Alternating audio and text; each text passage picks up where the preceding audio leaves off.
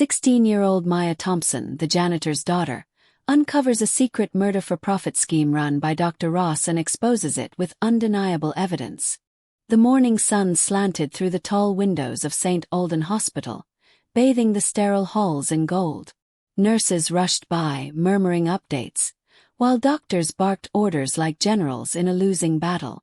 In the VIP ward, a small boy named Nico Moretti, only 8 years old, lay unconscious, his body trembling from seizures that no one could stop.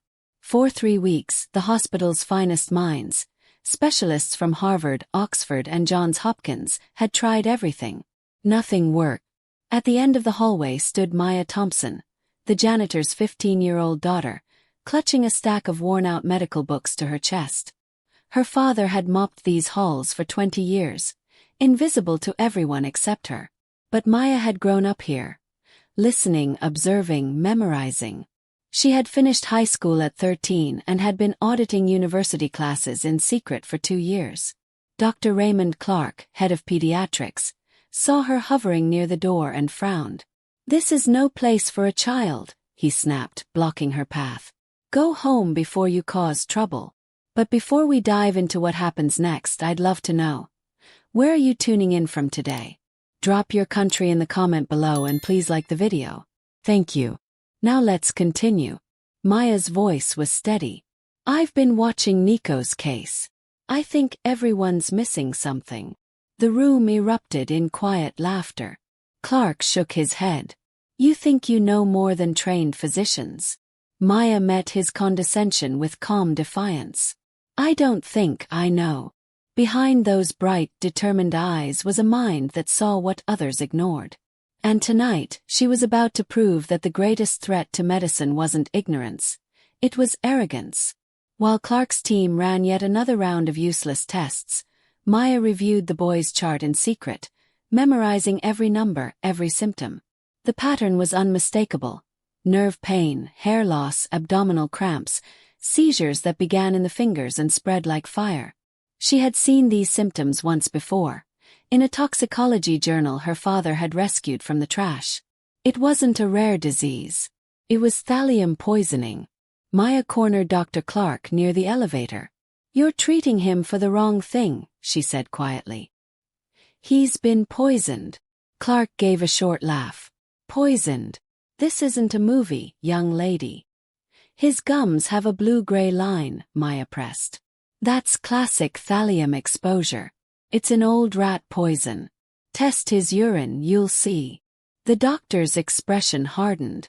"Security," he called down the hall. "Get this child out."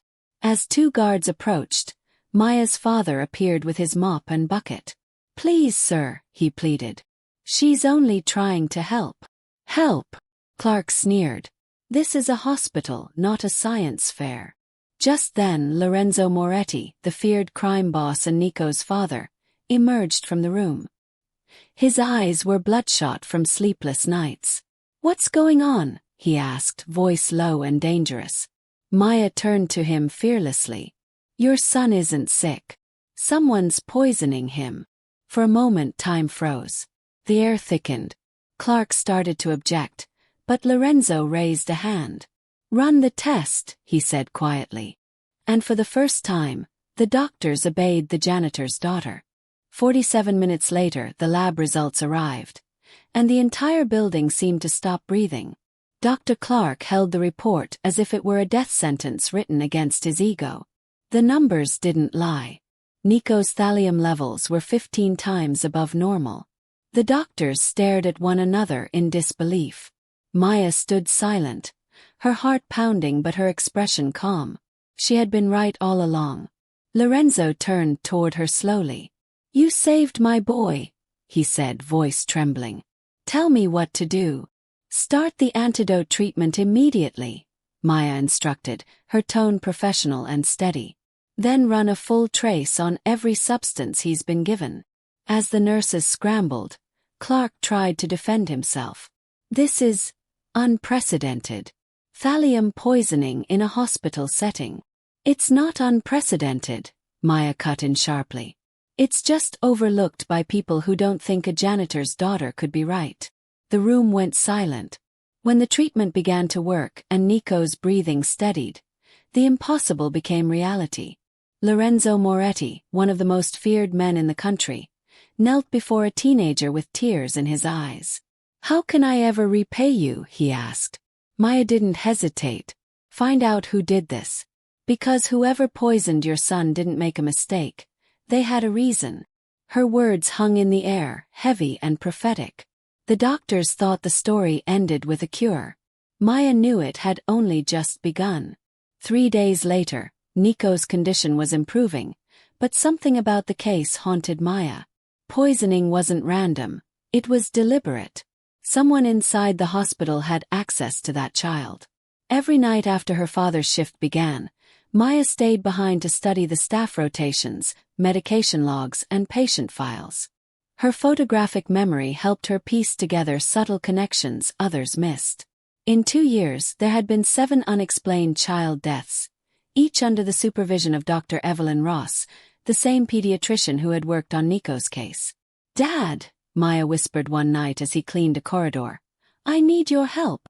Her father, Samuel, looked nervous. "What are you getting into, Maya?" "Justice," she replied simply. "If I'm right, those kids didn't die from rare diseases. They were murdered." Samuel stared at her, realizing that his little girl had grown into something far more dangerous, a mind that refused to bow to fear. The next day, Maya watched Dr. Ross closely. The woman's smile was too polished, her composure too precise. Whenever Maya approached, Ross's eyes flickered with annoyance, then unease. That was all the confirmation Maya needed. At 2 in the morning, the hospital was quiet except for the soft squeak of Samuel's cleaning cart. Maya crouched beside him, whispering instructions. "Camera in the supply closet. Recorder in the medication room. If she's doing what I think, we'll have proof by sunrise." Samuel sighed. "You're just a kid, Maya." She smiled faintly. "So was Einstein once." For 72 hours, Maya documented everything. Dr. Ross's late-night visits, her unauthorized access to the drug cabinet, her phone calls. Then, one evening, Maya hid inside the supply closet with her recorder as Ross made a call. "We have a problem," the doctor whispered. "That janitor's daughter has been asking about the previous deaths." A cold male voice answered. "Does she know something?" "She's clever, but nobody believes her. Still, we can't risk exposure. Handle it the usual way. Make it look like an accident." Maya's hands trembled. This wasn't just about negligence. It was a murder ring. Wealthy families were paying to have their own heirs eliminated, and Dr. Ross was their executioner. She had the evidence, but now she knew they would come for her next. By morning, Maya had gathered everything: audio recordings, schedules, connections between victims and families. She called for an emergency meeting with Lorenzo, the hospital's administrators, and the lead doctors. When Dr. Ross entered, expecting to find a frightened girl, she froze. Maya sat confidently at the table beside 2 lawyers, a laptop open before her. Lorenzo's cold eyes met hers. "Let's hear it," he said. Maya pressed play. Ross's own voice filled the room, describing payments, accidents, and inheritance transfers. The silence that followed was suffocating. "That recording is illegal," Ross shouted. One of the lawyers replied, "Not when it exposes conspiracy and premeditated murder." Lorenzo stood slowly, every word like a blade. "You tried to kill my son. For money. It was business." Ross cried, her mask cracking. "You think I wanted to?" "Enough," he roared. 2 security officers stepped forward, blocking the exit. Maya closed her laptop. "Every question I asked you yesterday was designed to make you incriminate yourself," she said softly. "I knew you'd underestimate me. People like you always do." As Dr. Ross was led away in handcuffs, the hallway outside filled with whispers. Doctors who once mocked the janitor's daughter now couldn't meet her eyes. News spread like wildfire. Within days, every major outlet carried the story. Renowned pediatrician arrested for serial murders of wealthy children. Investigators confirmed everything Maya had uncovered. 7 influential families were exposed for hiring Dr. Ross to kill their own heirs to protect fortunes and reputations. The nation was horrified. Senators resigned, judges faced charges, and St. Aldan Hospital's reputation collapsed overnight. Maya, now 16, became a symbol of courage and brilliance. Harvard University announced a full scholarship for her, calling her the youngest accepted medical student in the institution's history. Lorenzo Moretti kept his promise. He funded the Thompson Foundation, created by Maya to support gifted children from poor families who dreamed of studying medicine. Samuel Thompson was promoted to operations supervisor, earning more than enough to buy their first home. As for Dr. Clark, stripped of his license, he spent his days giving bitter interviews about how a teenager destroyed his career. Nobody cared. The world had already moved on, to celebrate the girl he once dismissed. 6 months later, the pediatric wing of St. Aldan Hospital was transformed.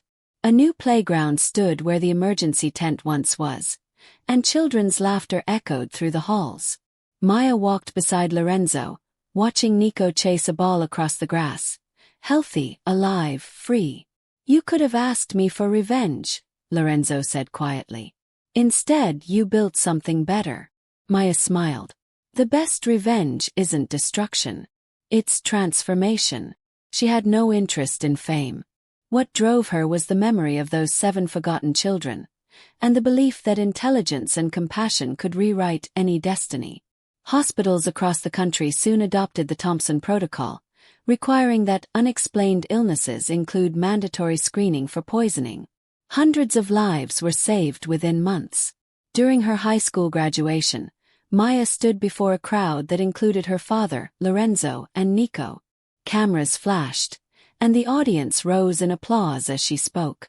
Sometimes justice doesn't arrive wrapped in authority or privilege.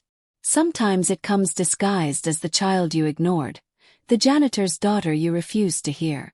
And when it finally speaks, you'd better listen.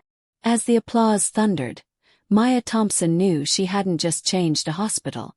She had changed the world's idea of who genius could look like. Before you scroll away, take a second to think. What would you have done if you were Maya? Would you have spoken up even when no one believed you? If this story touched your heart, inspired you, or gave you chills, don't just leave quietly. Backhand index pointing right, hit that subscribe button and join our family of story lovers who believe in courage, kindness, and truth.